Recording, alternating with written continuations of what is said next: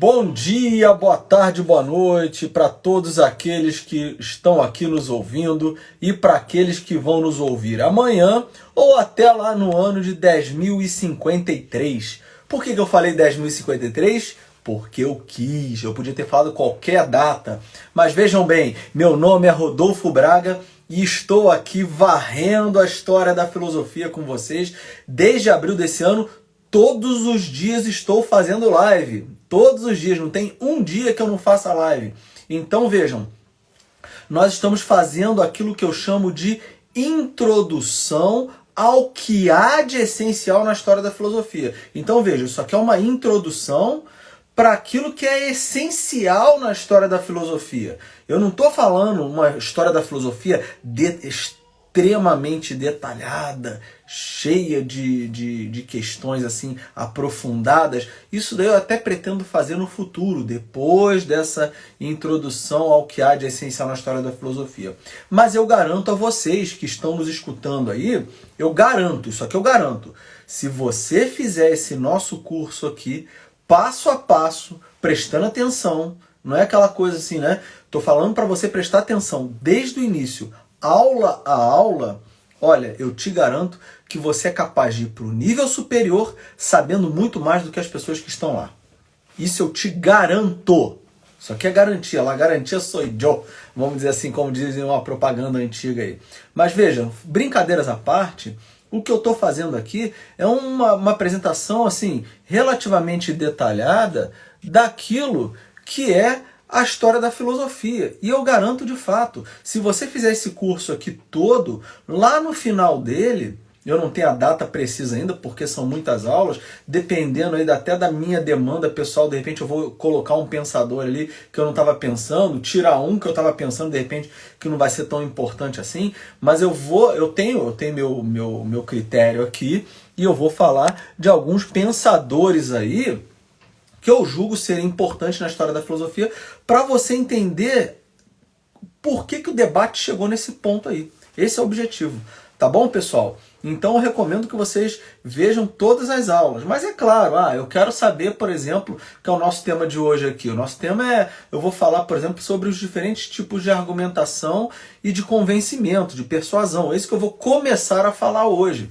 A aula de hoje até eu acho que é bem interessante o conteúdo dela especificamente, principalmente para quem quer entender essa área da retórica, que é a retórica aristotélica. O que a retórica estuda? Nós vimos ontem, né? Nós vimos ontem especificamente. A retórica estuda essa parte da persuasão.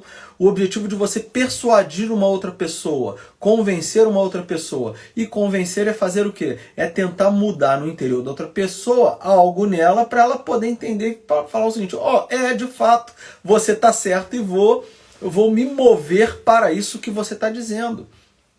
Tá? Vejam bem, nós estamos então falando da retórica aristotélica. Estamos encaminhando para o final aí do estudo de Aristóteles. Né? Hoje é a live número 51, se eu não me engano. A live número 50, aula número 51. Vejam, já tem 51 aulas aí, já direto.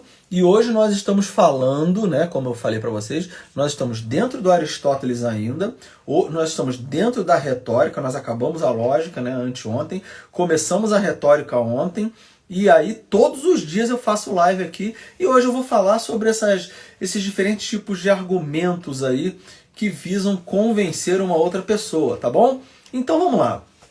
O que nós temos aí? Primeiro de tudo, nós temos que entender o seguinte, quando nós passamos na retórica, lembra na aula de ontem que a retórica ela tem alguma analogia com a lógica, né? Nós vimos inclusive que a retórica ela tem uma analogia, por exemplo, com a dialética, em termos formais, mas em termos de conteúdo, ela tem uma analogia com a ética, com a política e até mesmo com a psicologia. Isso vai ficar mais claro, inclusive, hoje. Eu não mencionei tanto o aspecto psicológico ontem, mas ela tem uma boa relação com a psicologia também. Tá? Então, vejam. E aí, o que acontece conosco? Normalmente nós passeamos do ponto de vista lógico, no caso dialético, depois nós vamos para o ético, passeamos político, às vezes vamos lá no psicológico, voltamos para o ponto de vista lógico. Então presta atenção.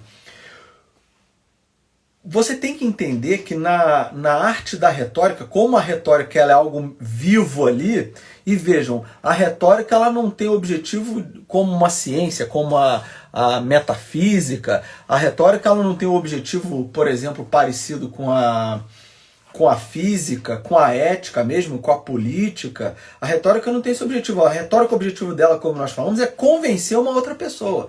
Esse é o objetivo da retórica para Aristóteles. Tá? Ela não tem o objetivo de ensinar a você alguma coisa, não. A retórica são técnicas para convencimento de um outro. E Aristóteles vai destrinchar quais são essas técnicas e quais são esses mecanismos. Mas quando nós estamos, presta atenção, tentando convencer alguém, nós nos utilizamos da dialética, que faz parte lá da lógica, nós nos utilizamos da ética, nós nos utilizamos da política e nós utilizamos até da psicologia. Então você passeia por essas, vamos dizer assim, por esses ramos das ciências. Então isso é muito importante você ter em mente. É muito importante você entender que na retórica nós passeamos por essas diversas áreas. Tá? E aí é o seguinte, nós passeamos por essas diversas áreas. Ô Joaquim, muito obrigado pela presença, hein, cara? Muito obrigado mesmo pela presença.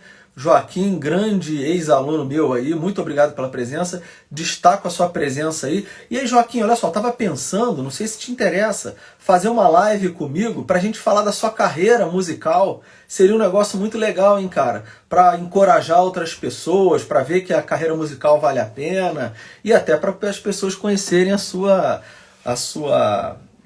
seu trabalho, que é muito legal. Não sei se te interessa. Escreve aí, de repente a gente entra em contato aí em termos, vamos dizer assim, inbox, né? A gente entra em contato inbox e marca um dia para fazer uma live, caso te interesse. Vai ser muito legal, tá bom? E até para os seus fãs também conhecerem o meu trabalho, seria muito legal também, tá bom? Mas vejam bem, Então eu mando mensagem lá, a gente marca. Beleza, Joaquim? Obrigado, hein? Esse é o Joca. Vamos lá. E aí eu também me amarro em você, cara. Me amarro muito em você. Você é um cara muito legal. Tamo junto aí. Depois eu mando mensagem lá, então. Então é o seguinte, nós estamos falando da retórica aristotélica, né? E aí o mais importante a gente entender que na retórica, queria mandar um abraço também pro Francisco Dutra aí, é meu compadre, né? Padrinho do meu filho mais novo aqui, do meu primo, do meu Benjamin, né? Do meu caçula, tá? Muito obrigado pela presença, Francisco. Francisco em breve vai estar ministrando cursos aqui na Academia Areté, na verdade, vai estar dando aula aí pra gente aí de gramática, literatura, essa coisa toda aí. Mais à frente, aí, quando nós organizarmos mais cursos aí, mais clubes na Academia Areté. Então, pessoal, visita lá www.academiaareté.com.br. Mas vamos voltar aqui que eu tô me perdendo aqui já no nosso assunto. Então, vejam, a retórica, então, ela vai passear por essas diversas áreas. E aí é o seguinte, pessoal, o Aristóteles vai falar o seguinte, ó, em termos formais, ou seja, com relação à forma, à estrutura da argumentação, existem argumentos, que ele vai falar, existem argumentos persuasivos não técnicos e existem os argumentos persuasivos técnicos. Então grave isso aí. Existem dois ramos aí, os argumentos não técnicos e os argumentos técnicos. Aliás, o tema da nossa aula de hoje especificamente são os argumentos técnicos, né? Mas o que seriam os argumentos não técnicos? Os argumentos não técnicos são aqueles que nós vamos dizer assim, são aqueles que são dados a priori, eles são dados antecipadamente. Nós não precisamos descobrir os fundamentos desse argumento. Eles já são dados, ó, é isso aqui, ó. Esses aqui são os argumentos. Siga-os, é como se fosse assim. Mas o que seriam esses argumentos? Por exemplo, os textos das leis. Os textos das leis são argumentos. É você chegar e falar o seguinte, olha, tá na lei que você não pode matar, tá na lei que você não pode roubar. Então, siga a lei. Então, assim, o argumento de aquilo de que tá na lei, vamos dizer assim, tá na lei, esse é um argumento que visa convencer uma pessoa. A lei diz isso, meu caro. Tá entendendo? Mas olha só, veja bem. Isso, lembrando, pessoal, os argumentos não técnicos, nesse caso aqui, por exemplo, uma lei, imagina uma lei ela não brota do nada. Veja bem, a retórica, ela não tem o objetivo de buscar o fundamento, de conhecer. A retórica não tem esse objetivo. A retórica, segundo Aristóteles, ela tem o objetivo de convencer. Então, veja bem, você pode até falar o seguinte, sei lá, vamos supor que eu vá criar uma lei que aumente os impostos, por exemplo. E aí eu posso falar, ó, essa lei, do ponto de vista ético, ela é injusta. Mas veja, a ética é que vai dizer se essa lei é justa ou não, se ela deve ser criada ou não. Mas veja, uma vez a coisa na lei, uma vez quando você pega a lei e coloca lá, vamos dizer assim, escreve positiva, coloca lá no papel, uma vez que a lei está lá escrita, o que acontece, pessoal? Uma vez que a lei está lá, você tem que chegar e falar o seguinte, olha só, tá aqui já, tá entendendo? Você pode até discutir para tentar mudar a lei, tá entendendo? Você pode até fazer isso. Mas veja, existe um argumento no qual você pode utilizar a lei para poder convencer uma pessoa. A lei diz isso daqui, ponto final. Tá entendendo? Então vejam, esses são argumentos persuasivos, esse é um argumento persuasivo, ou seja, que visa convencer. Esse é um argumento não técnico, ou seja, você não está se utilizando das técnicas para convencer a pessoa. Você pega e fala, ó, é isso daqui, ponto final. Quer ver outro argumento persuasivo não técnico? Um testemunho. Quando alguma pessoa chega para você, né? Quando alguma pessoa chega para você e fala aquilo que ela viu, aquilo que ela testemunhou, ora, ela está relatando. Então aquilo dali já é suficiente para te convencer e ponto final. E essa pessoa que está relatando o que ela viu, está reportando o que ela viu, é o repórter, né? Seria essa a função dele. Ele está reportando o que ele viu, está relatando, está testemunhando o que ela viu. Aquilo dali já basta. Ela falou, eu vi isso daqui, ponto final. É claro, pessoal, é claro, vamos dizer assim, né? É claro que quando uma pessoa ela está relatando algo, ela está colocando algo dela ali também. O Aristóteles sabe disso e ele vai organizar isso. Mas no primeiro momento, assim, de modo seco e direto, o testemunho é isso, é você pegar e falar. Ou seja, você quando está relatando algo que você viu, você não fica querendo convencer a pessoa ali. Por isso que é um argumento não técnico. Pegou, falou, acabou. Eu vi isso daqui, pá. Tá bom? Isso então é um argumento não técnico. Então nós temos o primeiro que eu mencionei, né? Então, são vários. O primeiro que eu mencionei são os textos das leis. Segundo aqui que eu estou mencionando são os testemunhos. Um terceiro argumento persuasivo não técnico são as convenções. Ou seja, aquilo que você convenciona com uma outra pessoa. E aí, por exemplo, tem até um filósofo contemporâneo, nem gosto muito dele, nós vamos falar dele lá na frente, o Habermas, né? Jürgen Habermas. O Habermas, ele tem lá a ética do discurso, né? Aquela coisa toda. A ética do discurso, segundo ele, ela é fundada numa convenção, né, entre as pessoas. Como é que nós devemos agir? Nós vamos chegar, né, racionalmente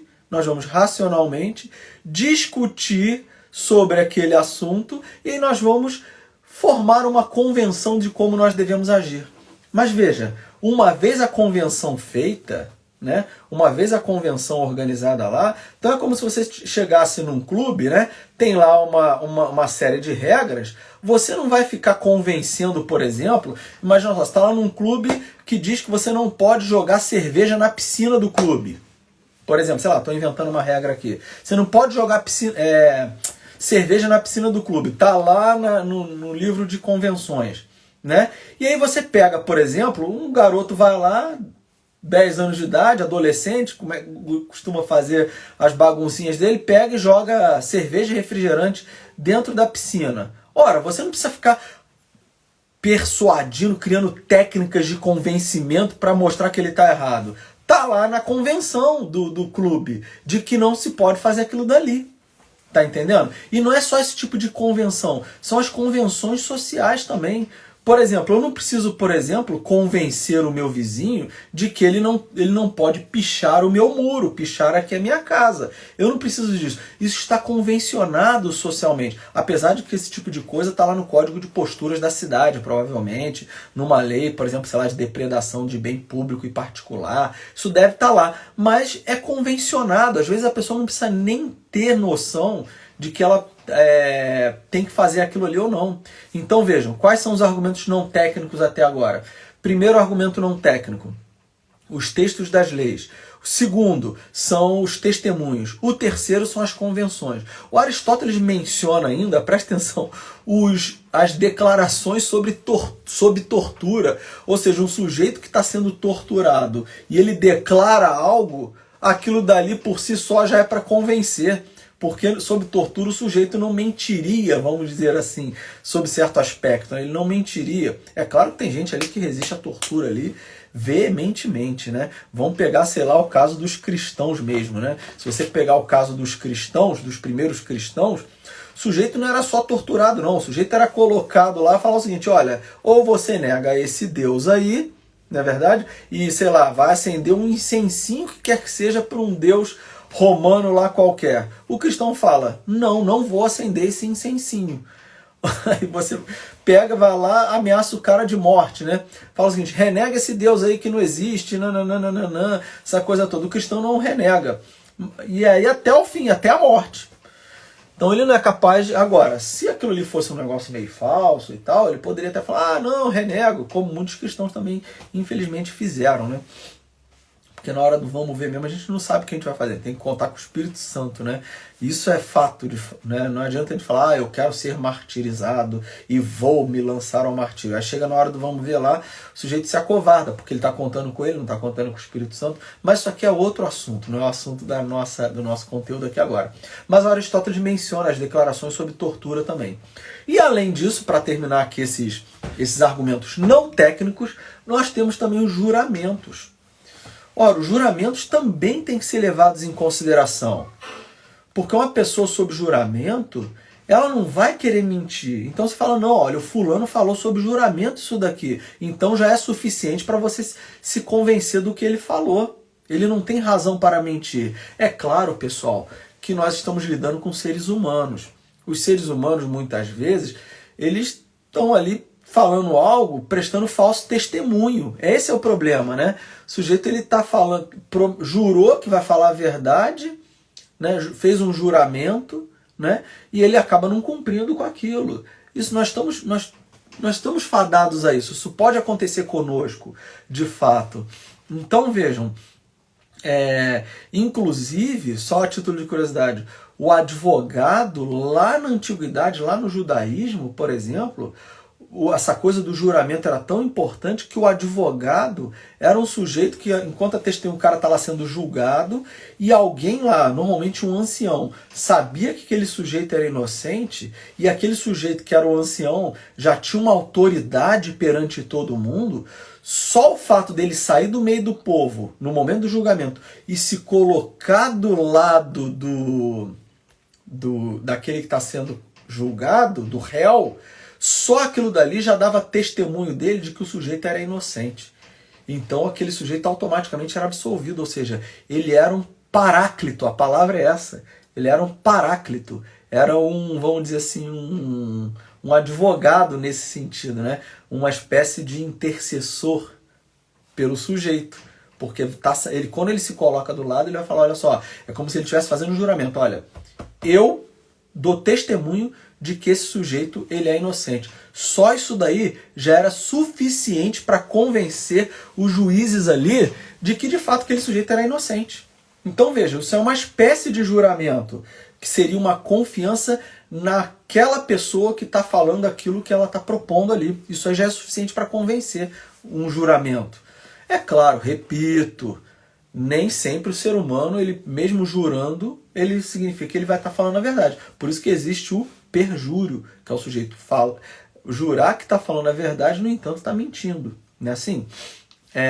Bom, então, como eu falei aqui, esses são os argumentos não técnicos. Nosso objetivo agora é entrar nos argumentos técnicos. E veja, esses argumentos não técnicos aí que eu acabei de mencionar, são argumentos, então, como vocês viram, são argumentos postos, dados ali, você não fica discutindo sobre eles. Você pega e fala, ó, isso aqui ou tá na lei, né? Ou alguém disse, ou é uma convenção, ou é uma declaração, o cara falou sobre tortura, isso daqui, foi ameaçado e falou a verdade, sei lá. E por último, o sujeito está falando sobre juramento. Então só isso em si, ou seja, você não fica estudando, você não fica criando mecanismos, você fala, ó, isso aqui tá, é isso aqui, acabou. Tá dito, ponto final. Tá? Ele é posto, tá bom? Agora, os argumentos persuasivos técnicos, né? Estes são usados pelo retórico, por aquele que tem o objetivo de convencer de fato. E aí, gente, esses argumentos, os técnicos, é como se fosse o seguinte, olha, eu quero convencer uma outra pessoa de um determinado assunto. E aí eu vou ter que meio que assim, vou ter que rebolar, né, para poder convencer o sujeito. Mas quais são as técnicas que eu vou me utilizar para poder convencer a pessoa daquilo que me interessa? Né? É isso que a gente tem que se perguntar. Bom, primeiro a gente tem que entender o seguinte, esses argumentos técnicos, presta atenção, eles podem se referir a 3 aspectos aqui que são importantes. Prestem atenção agora nesses aspectos. Primeiro, o primeiro aspecto aqui é a credibilidade do orador, né? A credibilidade de quem está falando especificamente, né? Por quê? Veja bem, em geral, pessoal, presta atenção nesse primeiro. Então são 3 aí, vou mencionar os 3 primeiros, depois eu vou explicar. Então primeiro diz respeito, melhor eu fazer isso. Melhor eu falar dos 3 e depois explicar cada um. O primeiro então é com relação à credibilidade, né, de quem está falando. O segundo é com relação à disposição interna de quem está ouvindo, né? O ouvinte ele pode estar com determinadas emoções mais propícias, menos propícias. Então vejam, primeiro aspecto é o orador mesmo, a credibilidade dele. O segundo aspecto é o sujeito que vai te ouvir. Como é que está a disposição emocional dele para te ouvir? Né? Como é que estão as emoções dele para ele te ouvir? Isso tem que ser levado em consideração. E o terceiro e último aspecto, que Aristóteles vai falar que é o mais importante, né? Já estou até queimando uma das perguntas ali na frente que eu vou fazer. O aspecto mais importante aqui é do argumento propriamente dito, se ele é válido ou não. Então nós temos o orador e a credibilidade dele. Temos o segundo aspecto, que é o ouvinte e a disposição segundo a qual ele vai te ouvir. E o terceiro é o próprio argumento. Se o que você está falando é válido ou inválido. Tá bom? Ok? Então nós temos esses 3 aspectos a serem levados em consideração. Repetindo, o orador, a credibilidade que ele tem, o ouvinte, ou seja, a disposição segundo a qual ele vai receber aquilo que você está falando, e o terceiro aspecto é o argumento em si. Ou seja, nós temos 3 coisas aqui.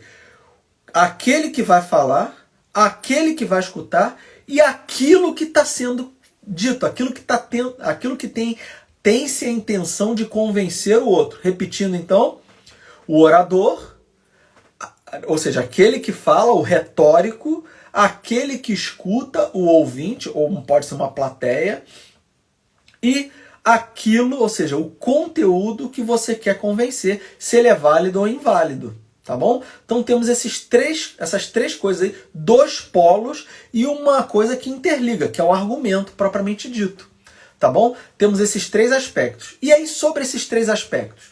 Bom, no primeiro, vamos falar a verdade, no orador, no retórico, ou seja, aquele que vai tentar convencer, bom, pessoal, eu não preciso ficar falando para vocês aqui que nós normalmente acreditamos mais nas pessoas honestas do que nas desonestas. para questões assim bem gerais, para questões mais gerais assim, nós normalmente tendemos a dar credibilidade para as pessoas que são honestas.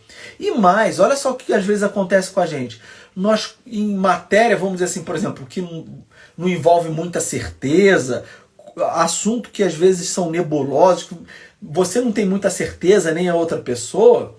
Bom, em geral, nós tendemos a simplesmente falar o seguinte, olha, pô, vou confiar no que essa pessoa está dizendo, essa pessoa é uma pessoa honesta, ela não tem por que mentir, não é assim? Ela não tem por que mentir, então, olha, a credibilidade de quem fala é fundamental. Ou seja, a moral, vamos dizer assim, a areté, né, essa pessoa virtuosa, né, a areté é fundamental. Então, se você está diante de uma pessoa que é honesta, é muito mais interessante. Vamos falar a verdade. É muito mais interessante. Não é assim? A nossa tendência é confiar mais nos honestos. E como eu falei, aliás, o Aristóteles fala isso, Aristóteles fala o seguinte, olha, é muito mais interessante, mas imagina só, você está diante de um assunto que você não tem muita certeza, e uma outra pessoa vem falar algo para você e você sabe que ela é honesta. Você acaba se convencendo pela honestidade da pessoa. Não é assim? Você acaba se convencendo pela honestidade da pessoa e não pela certeza absoluta que ela está te passando. Porque às vezes ela não tem certeza, nem você, mas ela está te falando algo que você fala o seguinte, ó, ela não tem motivo para mentir para mim. Ponto final. E aquilo já é motivo para convencer. Tá claro? Bom, isso com relação ao orador. Então, aquele que está falando, o retórico. Agora, com relação à pessoa que está te ouvindo, veja bem, o objetivo, no final das contas, é você entender como funciona internamente essa pessoa para você descobrir quais são os mecanismos mais fáceis de convencê-la. Por quê? É muito mais fácil você, às vezes, dependendo do caso, convencer a pessoa por força da paixão daquilo que você está falando, da emoção que você está querendo passar, do que muitas vezes do argumento em si. Tá entendendo? O argumento pode até ser verdadeiro, mas você coloca ele de uma maneira tão apaixonante que a pessoa fala, caramba, eu vou com esse sujeito aí até o fim do mundo. Não é assim? Por quê? Porque você colocou de uma maneira que moveu as paixões, as emoções da pessoa e ela se convence automaticamente. Tá bom? Então vejam, no primeiro caso que eu mencionei, que é o orador, ou seja, o retórico, aquele que está tentando convencer, então você pensa o seguinte, você confia na pessoa pela honestidade dela, do que ela está falando. Segundo, o sujeito que está ouvindo. O sujeito que está ouvindo, ele tem que ter uma certa disposição ali, você tem que conhecer essa disposição para poder jogar com essa disposição, de modo que você convença, persuada, ou seja, você venha a persuadir a pessoa, tá bom? E por último, né? Ou seja, eu já falei do primeiro, que é o retórico, ou seja, o orador, aquele que está falando, a disposição interna do sujeito que está ouvindo, as emoções dele ali, não é verdade? E o terceiro ponto é o quê? É a mensagem, o conteúdo, né? Então vejam, os argumentos, eles são baseados no discurso de fato, aqui nesse caso. São argumentos baseados no discurso.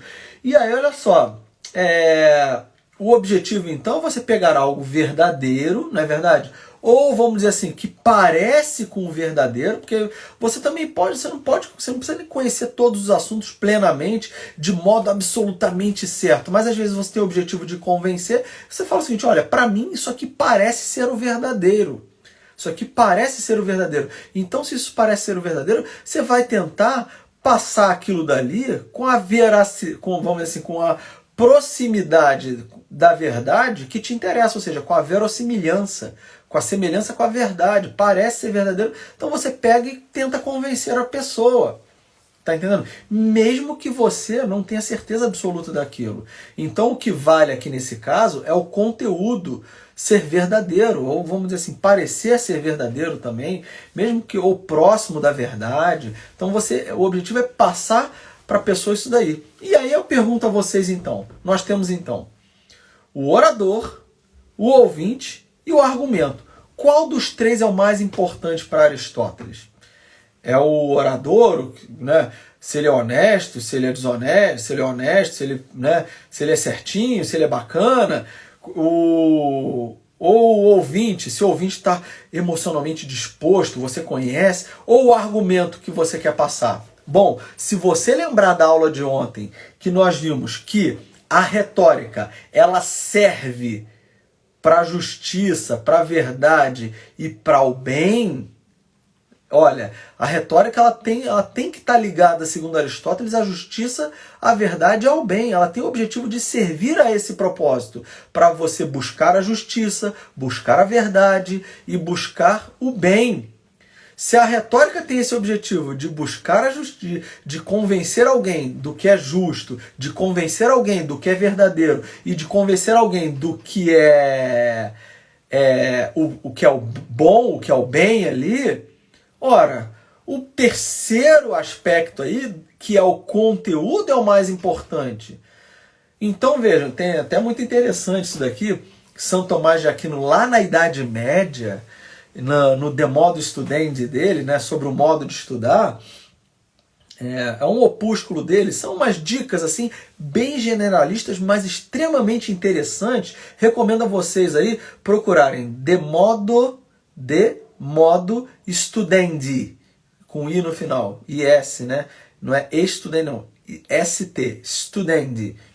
De Modo Studendi, tá? Se você procurar o De Modo Studendi, ou sobre o modo de estudar de São Tomás de Aquino, procura assim direto, né? Sobre o modo de estudar, uma das dicas que São Tomás dá é a seguinte, ele fala assim, olha, eu vou parafrasear aqui, ele fala assim, não se atente a quem diz, mas o que é dito, e se é dito com razão, guarda-o na memória. O que ele está dizendo? Que o mais importante não é quem diz. Desculpa aqui, vou rasgar o verbo. Não existe essa coisa de lugar de fala. Não interessa lugar de fala na argumentação. É claro, na busca da verdade. É claro que na retórica isso é um papel. Isso é um papel. Na arte de convencer é um papel. Mas o mais importante não é quem diz. É isso que São Tomás está dizendo, inclusive. Né? Se alguém diz que 1 mais 1 dá 2, isso aí não interessa quem diga. Podemos até dizer, se for Satanás que diz que 1 mais 1 é 2, apesar dele ser o pai da mentira, isso é verdade. Independentemente de quem diga. Então, São Tomás fala, ó, atente ao que é dito e não a quem diz. E se é dito com razão, ou seja, se aquilo que está sendo dito tem razão de ser, ele fala, ó, guarda-o na memória. Não é assim? Então, isso é muito importante você entender. Por isso que Aristóteles fala do terceiro, porque é o terceiro que interessa. É o terceiro, vamos dizer assim, que diz que o objetivo de quem quer convencer uma outra pessoa é o quê? É buscar fazer com que a outra pessoa entenda o que é justiça, entenda o que é verdadeiro, entenda o que é o bom, o que é o bem. Tá bom? Então o terceiro é o mais importante. Agora nós vamos falar rapidamente de cada um de fato, tá? Com relação ao primeiro, ou seja, o caráter de quem está falando, do retórico, ou retor, já vi essa expressão também, né? Do retor, né? É aquele que se utiliza da retórica. Ou até estuda a retórica, tá bom? Mas o retórico é aquele que vai tentar convencer uma outra pessoa. Então veja, o primeiro eu estou falando da honestidade lá, não é isso? Estou falando do retórico, de quem vai falar. Então nós estamos falando então com relação ao caráter dele, né? Se é uma pessoa de caráter ou não. Mas uma coisa nós sabemos, um orador, um bom orador mesmo, ele tem que ter 3 características. Um bom orador tem que ter 3 características. Quais são essas características? Primeira característica, ele tem que ter a sabedoria. Ele tem que ter sabedoria. Além da sabedoria, ele tem que ter a honestidade. E uma terceira característica, então ele tem que ter sabedoria, honestidade, e uma terceira característica é a benevolência. Ele tem que ser uma pessoa boa. Essas são características fundamentais para o orador. Então vejam, o orador não é reconhecido apenas pela sua honestidade. Um bom orador, ele é reconhecido pelas pessoas falando o seguinte: olha, esse sujeito aqui é um sujeito inteligente, então vale a pena ouvi-lo. Estão entendendo? Isso é importante. Você reconhecer, o orador ser reconhecido pela autoridade de sabedoria que ele possui. Tá? Então são 3 características que um orador tem que ter, né? Um orador deve possuir essas 3 características: sabedoria, honestidade e benevolência. Então ele tem que ser uma pessoa sábia, ele tem que saber o que ele está falando, tem que ter a frônesis, vamos dizer assim. O que seria a frônesis? A sabedoria. A palavra frônesis pode ser traduzida por sabedoria. Nós vimos isso lá em Aristóteles, inclusive, ou seja, tem que ser uma pessoa que tenha a razoabilidade, tem que ser uma pessoa honesta e virtuosa, tem que ser uma pessoa virtuosa também, ou seja, tem que ter a areté, e tem que ser uma pessoa boa, tem que ser uma pessoa que entenda, que seja boa, que queira o bem daquela outra pessoa que ela quer convencer. São 3 características excelentes, percebem? São 3 características excelentes. Então, um orador ele também tem que ser bom. Ele tem que ser bom no sentido de querer o bem não só para ele, mas ele tem que querer o bem de uma outra pessoa. Uma pessoa benevolente, ela não quer o bem para si só. Ela quer o bem principalmente para o outro. Então, quando um orador, um bom retórico, vai apresentar os argumentos, o que ele está querendo fazer é convencer a outra pessoa do que é bom para ela também. Então ele quer convencer, fazer com que a pessoa mude de perspectiva e fale o seguinte: de fato o que você está falando é bom para mim, então eu quero isso, então vou atrás disso. Então chega até a mover a outra pessoa, não é isso? E veja bem, um bom orador tem que ter essas 3 características, porque imagina o seguinte: se o sujeito tem, vamos lá, sabedoria, honestidade e a benevolência. Se o sujeito só tem sabedoria e honestidade, mas falta bondade nele, ele não vai querer convencer outra pessoa de fato. Tá entendendo? Ele é sábio, é honesto, mas não é um sujeito bom, não quer o bem do outro. Então ele não vai querer convencer de fato. Não é assim?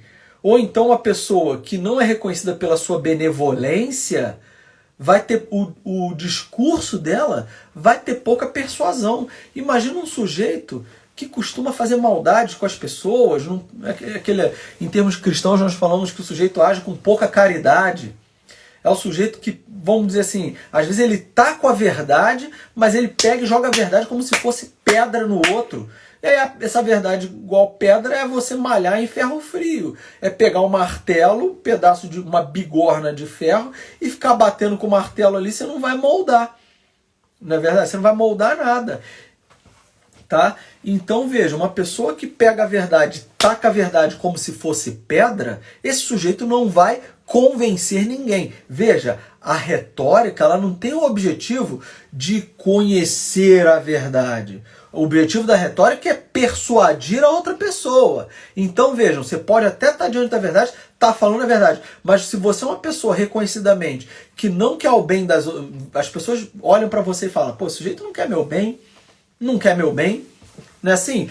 E aí nós temos isso aí hoje em dia, principalmente no tempo das redes sociais, nós temos isso direto. O sujeito se arroga de detentor da verdade, está até falando algo que é verdadeiro, mas ele é uma pessoa que não quer o bem das outras pessoas, ele às vezes só quer mostrar que ele é o sábio. E ele está sendo até honesto, está falando tudo certinho, tudo correto. Ele faz aquilo, inclusive, ou seja, ele faz aquilo na vida dele, aquilo que ele está tentando convencer, mas está faltando benevolência nele de tentar entender o outro, de querer o bem do outro. Ele só quer o quê? Muitas vezes ele só quer mostrar que ele é o gostosão. Tá entendendo?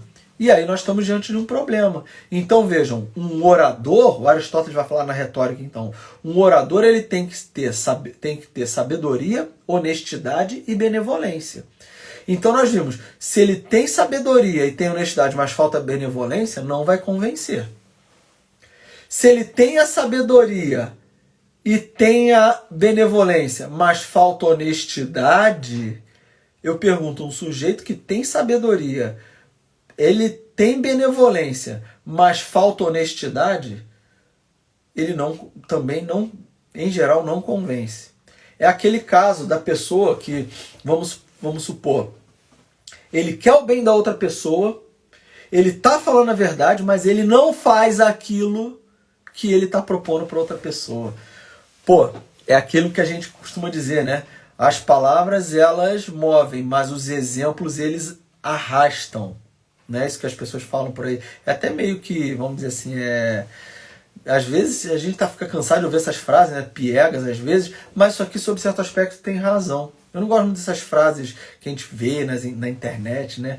Nas internets e nos faces, nos sites faces, né? Assim, essas frases, às vezes, elas são meio piegas, assim, e eu particularmente não gosto muito delas, não, por conta dessa pieguice mesmo. Aí cai na boca do povo e daqui a pouco as pessoas estão repetindo igual papagaio, elas já acabam perdendo o significado delas. Mas, de fato, se uma pessoa ela é sábia, ela pode até ser boa, mas se ela não é honesta no sentido dela fazer aquilo que ela está propondo, aquilo convence quase ninguém. E por último, então nós vimos o primeiro, sabedoria, honestidade e benevolência. Nós vimos o primeiro caso de uma pessoa que tem sabedoria e honestidade, mas não tem benevolência. Vimos o segundo caso de uma pessoa que ela é sábia, é benevolente, mas ela não é honesta. E agora o terceiro caso, que é o que exclui aqui a sabedoria, ou seja, a pessoa ela é honesta e boa. Beleza, ela é honesta e boa, mas ela não tem sabedoria nenhuma. É aquele sujeito que fala pra caramba, aquele sujeito que a gente está acostumado a ver, aquele falastrão, né? Que é muitas vezes nossos amigos e tal. Você não desgosta da pessoa, nem precisa desgostar, não. Não estou falando para desgostar, não. Você pode continuar gostando da pessoa, aliás. Mas é aquele sujeito que você sabe que é honesto, é benevolente, ajuda todo mundo, mas é um sujeito que fala tudo atrapalhado, sem argumentação nenhuma. Ou seja, não tem sabedoria. Então, veja, se você não tem se o orador, o retórico não tem essas três características, dificilmente ele vai convencer alguém. Então você precisa o quê? Precisa da sabedoria, da honestidade e da benevolência. Tá bom? Isso com relação ao orador, ou seja, são características do orador, tá bom? Agora, com relação ao ouvinte, ou a plateia, ou aquela pessoa que você quer convencer, quer persuadir. Bom, com relação a essa pessoa que você quer persuadir, então, aquele que vai ouvir a sua mensagem, você vai atuar, no caso do convencimento, você vai atuar em termos de emoções e paixões dele. Porque, veja bem, isso aqui que eu vou falar é muito importante o que o Aristóteles fala.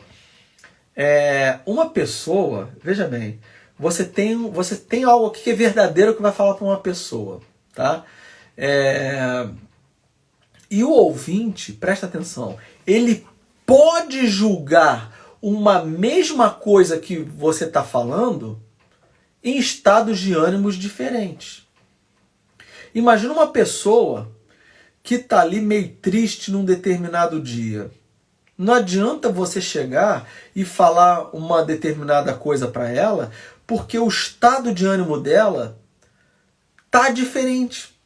Então o que você precisa saber? Você precisa saber qual é o estado de ânimo das emoções segundo as quais passa o seu ouvinte para você descobrir como é que você vai penetrar, vamos dizer assim, no íntimo dele para poder passar uma determinada mensagem. Porque, como eu falei, um ouvinte pode julgar uma mesma mensagem, né, em estados de ânimos diferentes. Então, se ele está em estados de ânimos diferentes, imagina você passando uma... Pode ser verdade o que você está falando, mas aquilo ali vai bater no sujeito e vai voltar como se estivesse ricocheteando, né? Como se tivesse um eco, né? Você está falando algo, o som vai lá na parede e volta. Nem penetrou. Então, se você sabe qual é o estado de ânimo da pessoa, você vai perceber e vai falar de uma maneira mais agradável para que aquilo ali possa ser recebido, aquela verdade possa ser recebida por ela. Tá bom? Olha, quantas vezes eu vou falar para vocês, quantas vezes eu já tive diante de uma pessoa que tá ali, num primeiro momento eu vejo que ela vai discordar daquilo que eu tô falando. Já aconteceu muitas vezes isso, muitas vezes. Eu vejo que ela vai discordar daquilo que eu vou falar. Se eu falar direto, pá, né? Se eu falar direto. Então o que eu tenho que fazer? Eu percebo qual é o estado de ânimo da pessoa, isso é importante. E aí você vai o quê? Você vai meio que moldando a pessoa, falando lentamente, colocando alguns outros elementos antes de falar para a pessoa, e aí de repente você pega e fala aquilo que tem que ser falado de fato. E aí você já preparou todo o terreno, você, entre aspas, já amoleceu as emoções e os sentimentos da pessoa, essas paixões dela, e aí já falou, aí você já amoleceu, preparou o terreno, agora é só plantar semente. E aí a pessoa, muitas vezes, eu já sabia que a pessoa ia discordar daquilo que eu estava falando, e num determinado momento, chega um determinado momento que a pessoa fala assim, de fato, cara, você tem razão no que você está falando. Você tem razão, a pessoa... Muitas vezes eu ouvi isso. Quantas vezes eu ouvi isso? De uma pessoa chegar e falar assim, de fato, você tem razão no que você está falando. Isso é um negócio muito interessante. Porque aí você vê que, assim, você tem que conhecer um pouco ali o estado de ânimo da pessoa. E aí, veja bem, conhecer o estado de ânimo da pessoa, anima, em latim, é a alma. E a alma em grego é psique. Então você precisa conhecer o estado, vamos dizer assim, psicológico das pessoas. Por isso que nós falamos que a retórica ela é você conhecer a ética, na verdade, que seriam as condutas, as ações ali, a política, que são essas condutas, essas ações no âmbito social, mas é você também conhecer um pouco de psicologia, né? Conhecer um pouco de psicologia, por quê? Porque se você conhece esse estado do ânimo da pessoa, o estado, vamos dizer assim, psicológico, o estado interno, segundo ela tá, ora, vamos falar a verdade, é muito mais fácil de você de convencê-la. É muito mais fácil de convencer a pessoa dentro dessa situação, tá bom? E aí a pergunta é, quais são as paixões, né? Quais são as paixões que as pessoas estão... Aristóteles vai elencar lá na retórica vários aspectos ali, quais são as paixões, quais são as características. Não vou ficar mencionando aqui porque o nosso curso não é específico de retórica. Essa semana eu só estou falando sobre a retórica. Mas ele vai falar também o seguinte, olha... Além das paixões, dele falar quais são as paixões, então quais são as características de determinadas paixões, emoções ali, o Aristóteles, ele vai falar que também deve ser levado em consideração não só o que as paixões são e quais são as características delas, para você tentar convencer a pessoa, mas ele fala o seguinte, olha só que interessante, dependendo da faixa etária da pessoa, ela vai ter determinadas predisposições internas, ou seja, as emoções, as paixões das pessoas, elas variam de acordo com a faixa etária. Isso é fato. Veja bem, por exemplo, sei lá, uma pessoa na juventude, um jovem, imagina uma pessoa de meia idade, ou seja, já madura, imagina uma pessoa na velhice. Não é assim? Ora, o jovem, em geral, ele vai achar que ele está certo em tudo. Então você não chega e pá, joga a verdade na cara dele.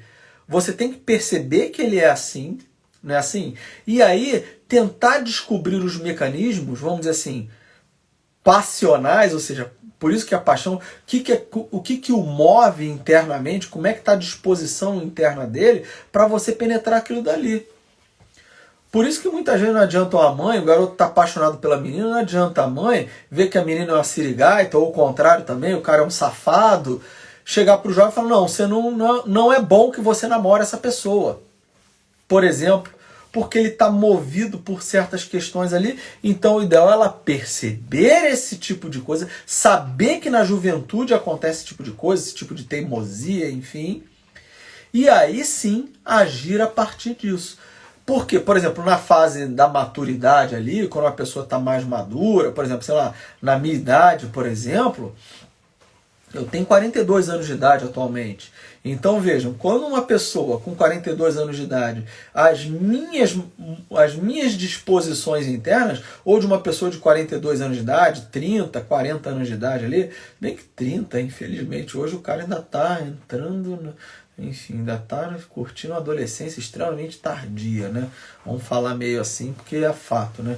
Mas vejam, um sujeito que chega com 40 anos de idade e não assume a sua maturidade completa, as suas responsabilidades, aí, pô, você, vamos falar, com 30 anos já devia ser, né? Mas o pessoal está vivendo a adolescência tardia e ainda tem os de 40 que estão vivendo a adolescência hiper tardia, porque o sujeito não assume a responsabilidade da vida dele, de fato, né? Enfim, mas isso é papo para outra live, outro bate-papo aí, enfim. Então, mas um sujeito maduro, as disposições internas emocionais dele já estão muito mais estáveis do que no adolescente, do que no jovem. Tá? E na fase lá da velhice, da maturidade, o sujeito ele tem certas disposições ainda mais estáveis emocionalmente. Claro que isso é o caso geral, tá, pessoal? Não estou falando de sujeito que passa a vida inteira tendo problemas de, sei lá, os transtornos psicológicos e vai com isso até a fase adulta, mas isso é exceção. Agora, pode existir o sujeito que é o idoso adolescentão? Pode, claro que pode, mas em geral a tendência, pelo menos numa sociedade mais sadia, ou numa perspectiva, uma pessoa sadia mesmo, ela chegar, né, ter essa vamos dizer assim, esse vulcão, né, em erupção na adolescência, na fase da maturidade, já adulto, e aquilo dali já está mais estabilizado, e na velhice mais estabilizado ainda. Essa é a verdade. Tá? Então as paixões elas também variam segundo a faixa etária. E não só sobre a faixa etária. Aristóteles vai falar que elas variam também com relação à fortuna. Vamos dizer assim, por exemplo, se a pessoa é rica, se ela é um nobre, ou se ela é uma pessoa poderosa, por exemplo, né? Nós temos aí então três características. Um rico, um nobre e um poderoso. O rico, aí nós vamos entrar, né, em vários assuntos aí que dizem respeito até ao mundo atual. Presta atenção que isso aqui diz muito a respeito ao mundo atual. Se você parar para pensar, um sujeito que é rico e poderoso, né, ou até um nobre, vamos ser honestos, a disposição interna dessas pessoas é muito mais rígida para o convencimento do que às vezes os mais humildes. A não ser que esse sujeito seja rico, nobre e poderoso, mas seja uma pessoa, assim, vamos dizer assim, extremamente sábia. Mas, em geral, veja bem, o que entra nessa teoria, vamos dizer assim, dos globalistas, dos metacapitalistas? Por exemplo, o que é um metacapitalista? É um sujeito que ganhou tanto dinheiro, mas tanto dinheiro com capitalismo, que agora ele não quer mais seguir as regras do livre mercado capitalista. Ele quer estar acima, por isso é meta, ele está além do capitalismo, financiando aqui dentro das regras do capitalismo regras de controle para que ninguém saia daquela estrutura, para que ninguém ascensione e faça com que ele possa derrubar. Porque se ele seguir as regras do jogo capitalista, né, ele pode hoje estar lá na crista da onda e amanhã no fundo do poço. Tá entendendo? Porque a regra do capitalismo puro e simples é assim. Às vezes você tá lá em cima, de repente você perde tudo, quebra, porque você não, sei lá, não se atualizou, não melhorou sua empresa, não aproveitou o mercado e não teve um pouco de sorte também, sei lá. Então, assim, esses metacapitalistas, por isso que você pega, por exemplo, grandes fortunas, você fala, são os capitalistas. Não, os capitalistas, né? E aí esse capitalista está financiando o movimento de esquerda, por exemplo. Por que o sujeito financia o movimento de esquerda? Não é assim? Porque ele não quer, ele quer financiar o movimento de esquerda porque os movimentos de esquerda são a favor, vamos dizer assim, de um fortalecimento maior de um controle maior da sociedade. Não é assim? A sociedade tem que estar mais sob controle. Se a sociedade está mais sob controle, as pessoas vão estar mais controladas. Mais controladas, as pessoas vão ter, vamos dizer assim, a sua capacidade de ação mais limitada. E com a capacidade de ação mais limitada, esses sujeitos aqui ficam intocáveis, porque esse daqui não vai sair de onde ele está.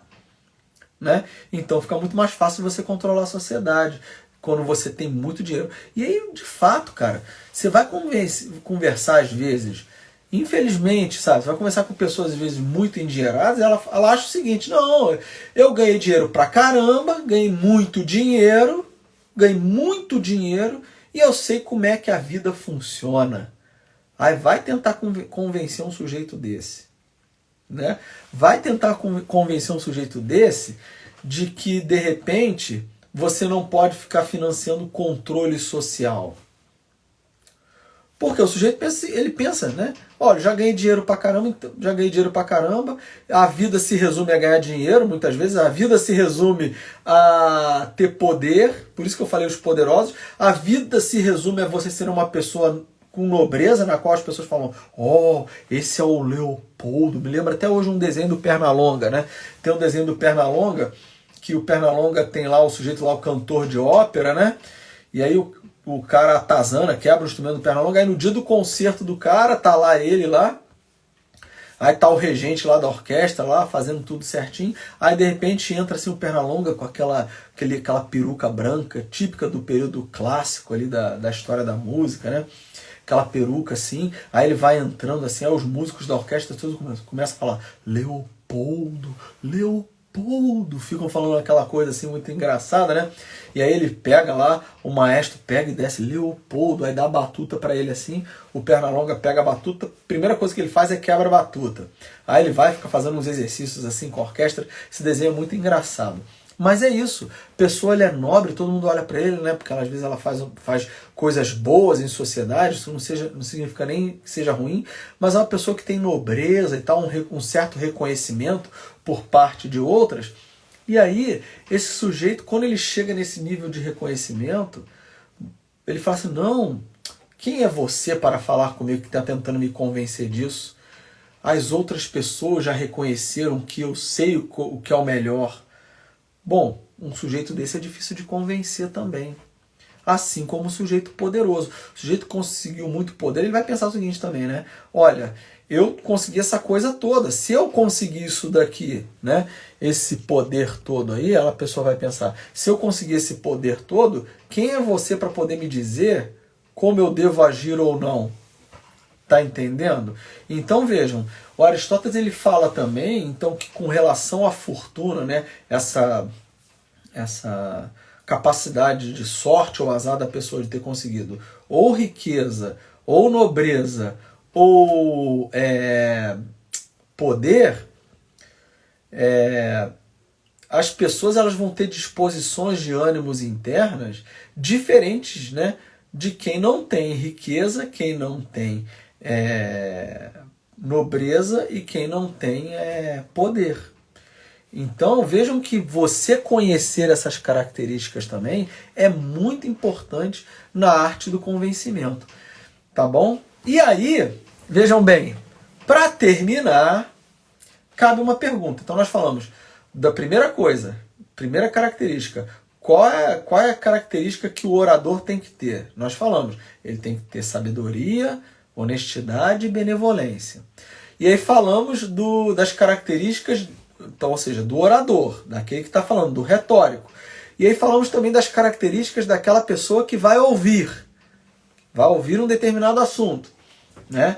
Quais são as disposições internas delas, quais são as emoções, os sentimentos, para você saber qual é o terreno que aquilo que você vai falar, qual é o terreno que aquilo vai